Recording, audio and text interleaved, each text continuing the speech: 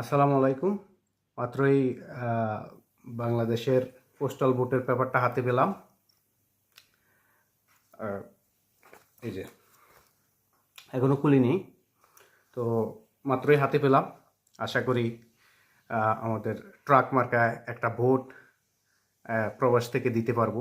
এটাই গর্বের বিষয় যে এই দলকে বাংলাদেশের তরুণ সমাজ রাজপথে আন্দোলন সংগ্রাম করে সৃষ্টি করেছে, সেই দল আজকে সংসদ নির্বাচনে অংশ নিয়েছে।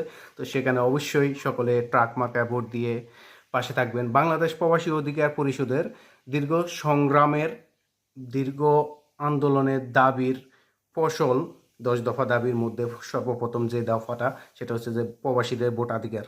সেই 2020 সাল থেকে বাংলাদেশ প্রবাসী অধিকার পরিষদ আন্দোলন সংগ্রাম করে যাচ্ছে ভোটাধিকারের জন্য।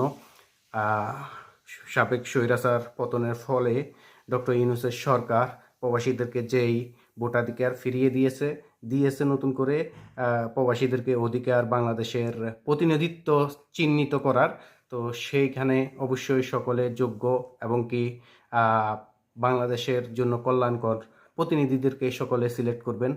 ট্রাক মার্কায় ভোট দিয়ে সকলে পাশে থাকবেন। ধন্যবাদ সকলকে। আসসালামু আলাইকুম।